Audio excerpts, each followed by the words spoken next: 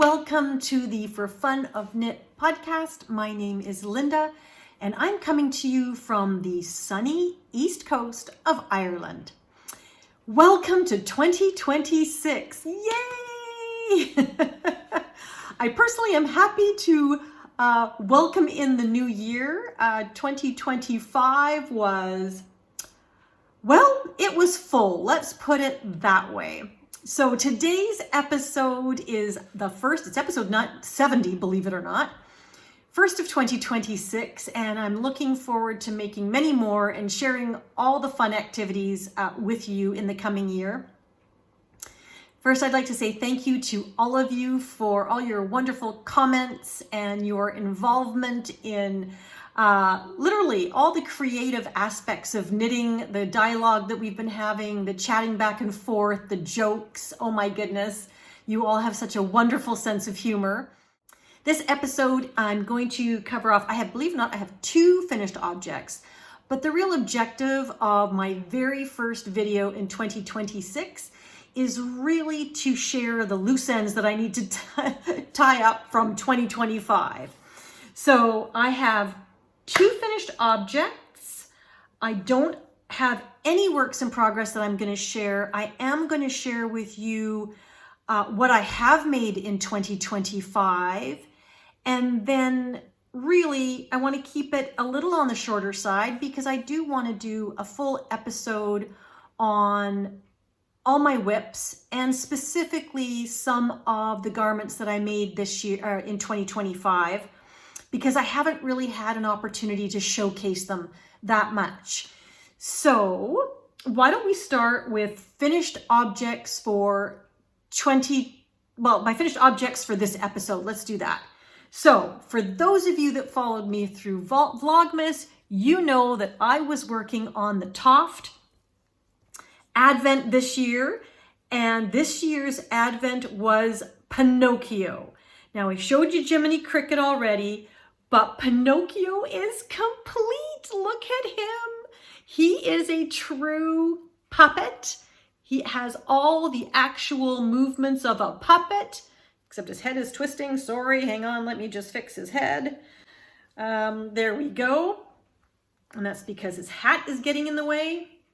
I'll make his hat go that way. There we go. But this is Pinocchio. I am not going to display him as a puppet. But I do want to just cover off some of the details that I finished off the last time. His head keeps twisting. Why is that? It's because I'm holding him funny. The last time I showed him. So I finished his hat, which is lovely. And see, it's got these pockets here that actually hold his donkey ears. Because the story of Pinocchio, of course, is the little wooden puppet that comes to life as a real boy, but he has to learn some life lessons. He's not the most honest little boy to start off with, and he tells a few lies, and he gets in trouble, and then he gets sort of put off track by a fox and a cat. And he's cursed. Somebody puts a curse on him, and he turns into a half donkey. And he ends up having donkey ears and a donkey tail. And that is all part of this Toft Advent for 2025. And I made Jiminy Cricket, who's sitting back there. You can't see him exactly, but did I bring Jiminy Cricket with me? Maybe I'll bring him up. But Jiminy Cricket is part of the Advent as well. But Pinocchio was the real thing. We started making little brown boots. Didn't know they were boots. Then we started making little pine or oatmeal colored sections that were all separate. Then we made hands and more sections. Then we made this body. Nothing was tied together. It was all in pieces. You don't know what you're making probably until day 18 when it all starts to come together. Then we had to make a little jacket, but all we made was the white part with a little bit of the red trim. Then we had to make these overalls, but they didn't have any of the embellishments. Then we had to make this hat on days 15, 16, and 17. Then we had to form the face. We made the head at one point, can't remember when. We had to put hair on him, then we put eyes, then we shaped the face. Then we were told to sew them all together with these types of, I don't know what they are, they're beads, big beads, to create his arms. So if I let his arms go down, this all does work, believe it or not. Might not look like it at the moment, but it does all work. And then what did we have to do? Oh, and then we did embellishments. One of the last days was all the embellishments, like the buttons on the front of his suit, the triangles that we embroidered on the back, the laces that we put on his shoes, making these cords for the puppeteer strings. You got these wooden pieces that you had to sew all together so that they would make the puppeteer mechanism. Then you had to join them all together. It was so much fun. And honestly, I love Carrie Lord's imagination around all of this because she gives you options. I'm not going to display him as a puppet. I'm going to display him as the little boy he became. So you had a choice at the very end on what kind of nose you were going to put on him. The head was basically had just a little hole right here for the most part. And you could put on a really long nose for when he's telling his lies. You could put on a medium nose for when he's starting to figure things out. Or you could put on a small nose for when he becomes a real boy. And then ingeniously, Carrie Lord made all of his puppeteer stuff, his puppet strings, removable. So bear with. So there's Pinocchio, and there's Jiminy Cricket with his little bow tie and his little antennae and his front little legs and his cricket back legs. So there's Jiminy Cricket, his best buddy, his conscience, I guess. And then you also got this bag, which at first I thought, okay, well, it looks like a wine bag, but no, it's actually to store him in. And if you take off his hat, he fits perfectly. So that's what you got in the Toft Advent for 2025. So absolutely love him. He's just a joy. He's just so much fun. And you can do so many things with him. Yeah, it was just a hoot. So really enjoyed it. So that's finished object number 1. Finished object number 2 leads me into also covering off my makes for 2025. So finished object number 2 are these fingerless mitts from Everything November Mitts. I think her name is Jan Yard. And these are the match to my musicale shawl. So I finished them. I love them. This is a fingering weight pattern. I used a DK weight because I held my yarn with some really nice fuzzy mohair, which is more like a sport DK. And so I ended up only casting on 52 stitches and knitting the instructions for size 3. And I ended up with 19 stitches in the gusset, which is the size 3, and that worked out perfectly. Absolutely perfectly. And I just striped them randomly, but I did make them match because I like matching. And these now match my musicale shawl from Stephen West's Knit Along that happens every October. So yay. This is part of my goal for 2025 was to start creating outfits, and that will continue in 2026. But now I have this beautiful matching set, and I fully intend on making a hat. Haven't decided on which pattern yet, but the hat is going to be all in this particular color. I have almost none of this. Basically, I have literally, maybe I have to decide what I want to do with the hat, whether I want to stripe a hat like this, but I would only be able to do one stripe of this, one stripe of this, and I have none of the navy blue left. So I have several skeins of this slate blue. So I just have to decide on what hat pattern I want to do and whether or not I want to do any stripes, but I'm leaning towards just making a solid colored hat and maybe doing the Oslo hat by Petite Knit. So not sure on the hat pattern yet, but that is two of my makes in 2025. 2025 was an adventurous year, but also a chaotic year, and I'll talk a little bit about that at the end. But what that meant was I really didn't knit nearly as much as it seemed like I was always knitting. I should probably say I didn't complete nearly as much as I regularly do. Not good, not bad, whatever. But I ended up making 5 sweaters, 5 pairs of socks, that shawl, 1 pair of mittens, and Pinocchio. And that's all I accomplished. That said, I have 15 works in progress.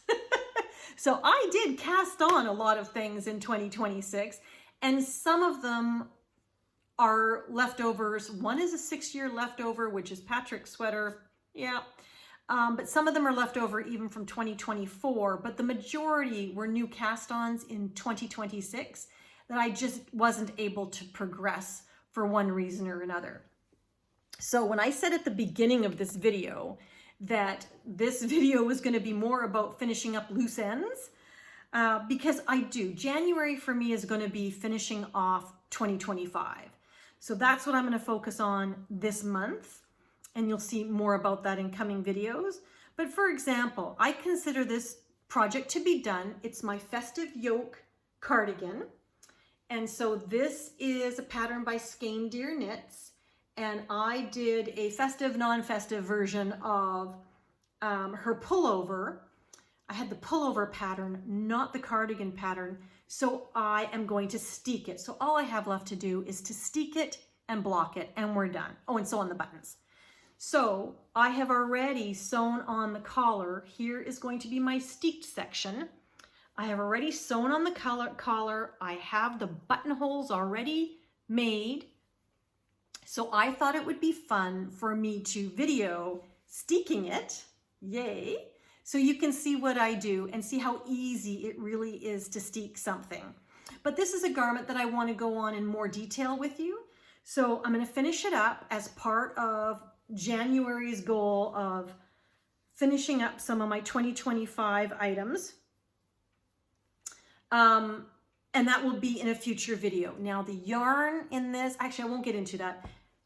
Stay tuned, coming more detail on this particular one. I started this in 2024. It was supposed to be my Christmas sweater in 2024. Then it was supposed to be my Christmas sweater in 2025. Well, you know, still not done, but we're almost there. My next garment that I am considering to be a completed garment is my Missoni Accomplished. And I've talked about this before, so we're not going to go into detail, but it still requires all the ends to be woven in and it to be blocked. So this is, oh, such a lovely, lovely feeling sweater. I cannot wait to finish this off. It is a colorwork sweater, and I will go into it in more detail. But I just want you to know that I do really long floats, and look, they turned out really nicely, but I don't catch my floats in a sweater like this. When it's woolly wool, I don't catch my floats at all.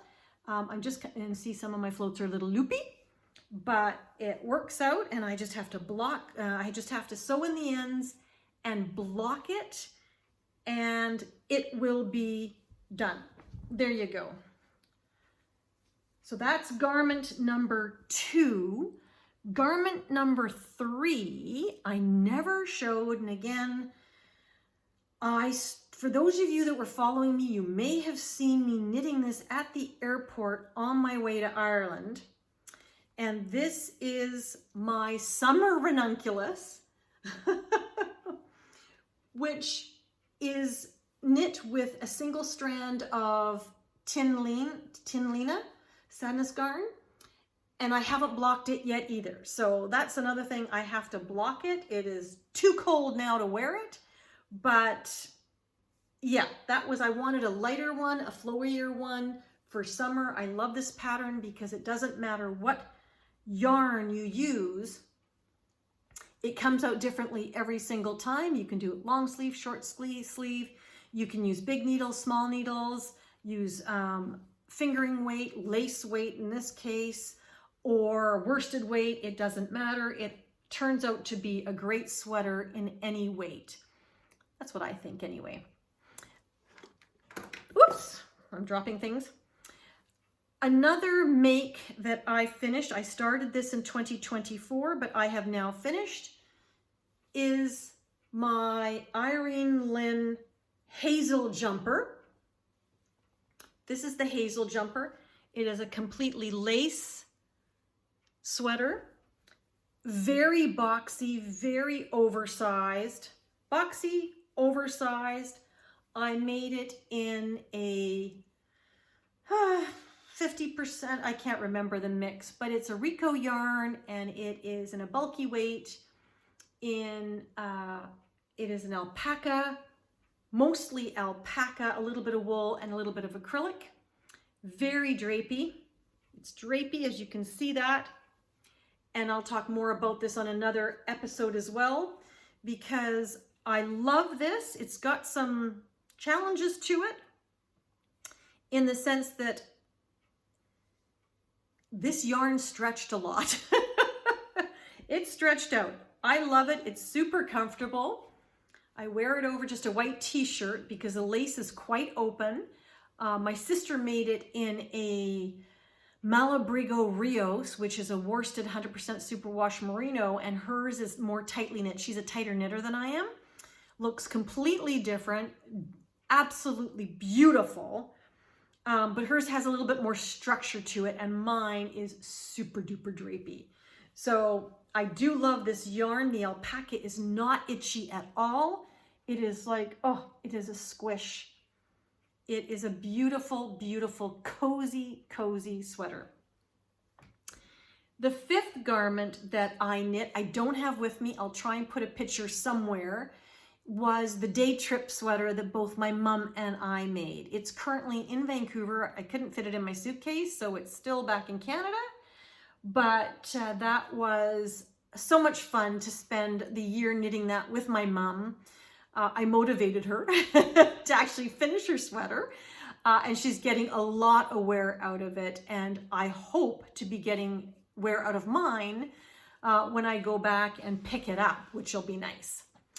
The last items that I made was actually was 5 pairs of socks.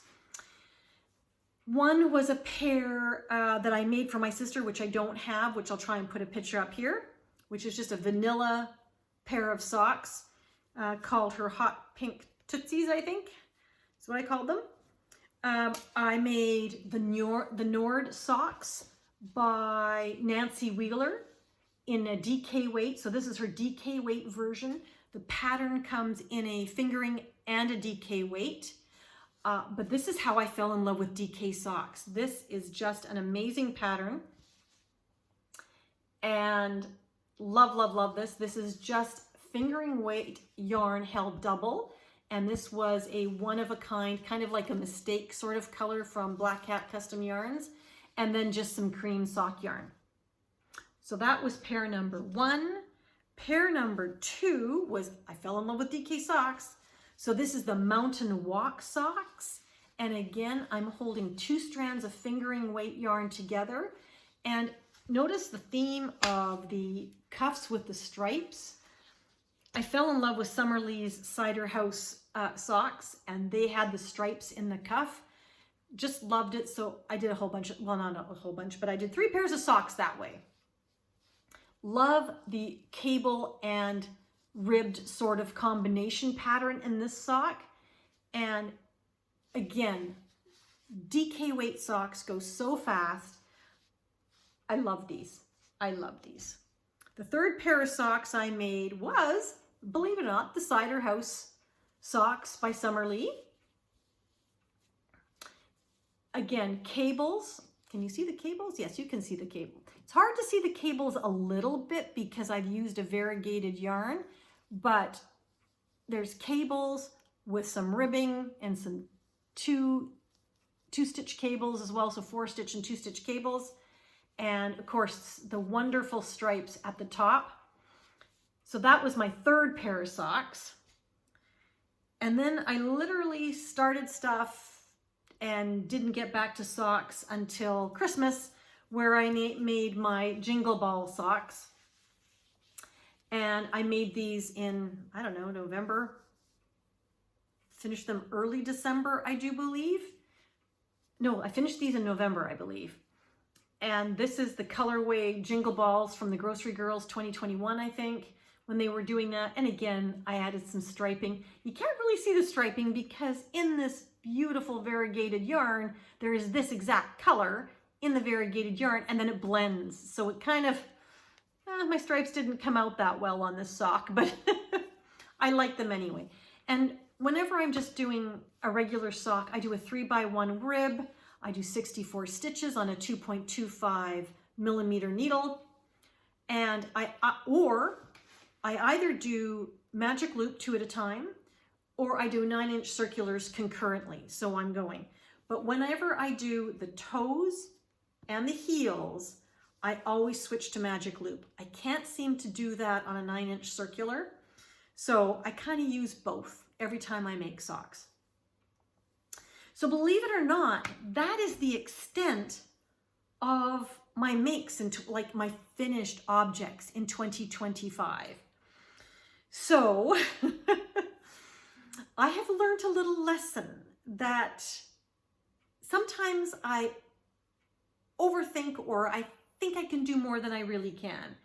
And this year was a very, like I said, an adventurous and yet chaotic year. So that is something I will take into consideration for 2026. And I will do a video a little bit more about my plans. So one of the things that I will go through is I have 15 works in progress. Yeah.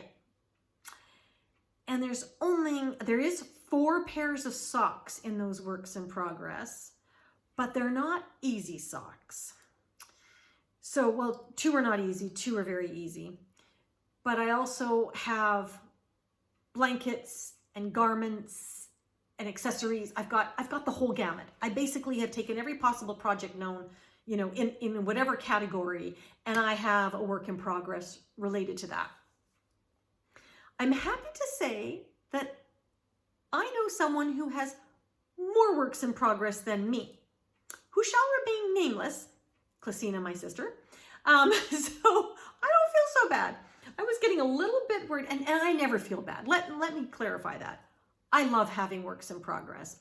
I am a process knitter. I am never out for a quick product finish.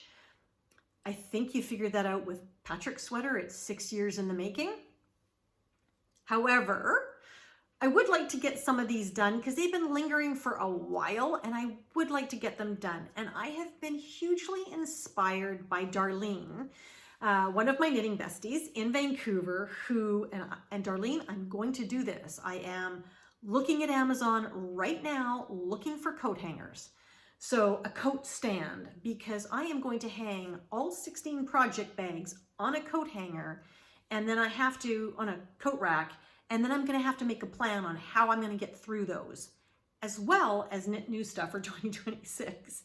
But I don't want those 6 or 15 works in progress lingering past 2026. I want to get them done. So we'll go through those in another video. 2 of them are blankets. Those I definitely want to get done this year, but blankets are going to be something I'm going to continue to knit. So that's as far as I've gotten with planning for 2026. When I started podcasting, I was setting goals for myself. I was choosing the word of the year. I had my Make 9 list. Life has just been too crazy for me to actually sit down and not only just think about them, but make a plan around them, and then really being able to commit to the time to actually execute them. So last year, 2025, and pretty much 2026 are going to be fly by the seat of my pants. So I hope you're into that, because that means, yes, I will be finishing some whips that you've seen already, but it's also the adventure of not really knowing what I'm going to knit next, because I don't really have any set plans. The biggest thing that I want to carry forward, aside from finishing those whips, I don't want them going into 2027, is I want to continue to make outfits. So types of garments that actually match something else. And this is where sewing is going to come in a little bit in 2026, because I do have fabric sitting in this Calyx bookcase there that I would like to sew up into some dresses and skirts and pants. So I am a novice sewist. I don't think I'm a sewist. I'm just somebody who has a sewing machine and a serger that I inherited. And I am going to try very hard to make a few items that go with the sweaters and garments that I already have, or I'm going to knit this year. So that is pretty much the plan for 2026. But I will be doing another video shortly where I go over my whips and prioritize them and just share where I'm at with them. I'm also going to, in each of my videos over the next month or so, go over some of these garments that I just showed you and tell you a little bit more about them, because I've learned a lot from those particular garments. I've learned a lot, but I could go on for hours about that. And I learn all the time from every garment that I make. So I do think that I do not consider myself to be an expert knitter, but I'm a heck of a lot better knitter now than I was in 2019. At least I hope I am. But that brings about another thought, is that I don't wear all my sweaters, and I don't have a ton of sweaters, I don't. But I'm also finding I gravitate to very specific sweaters. So maybe that'll be part of my overall 2026 videos, January videos, where I go over the particular ones that I wear a lot and why I wear them.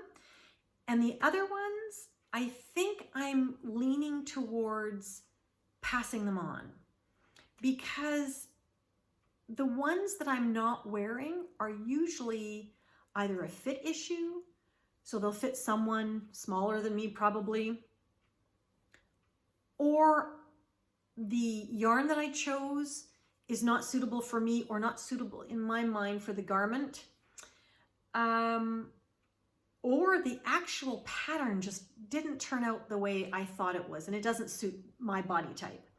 So rather than just hang on to those, which I kind of like doing, I like hanging on to my knits, but I think I'm going to put them out and give them to charity so that someone else can benefit from them. Whether they reclaim the yarn and knit something fabulous, wonderful, or if they actually like the garment and it suits them better than it does me, that would be fabulous.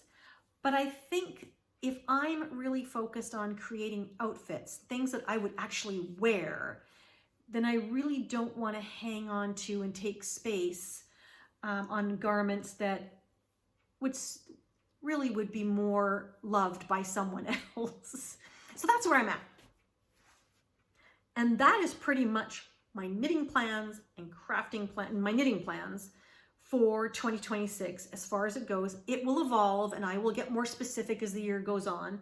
But sometimes it's nice not to have anything too concrete, because you can be really fluid and just kind of go with the flow, and then there's, no stress, and yeah, I can sort of partake in some of the whimsy of this wonderful community, because don't we all fall in love with patterns throughout the years as they get released? Yes, but I can also choose some of the favorites that I have already saved.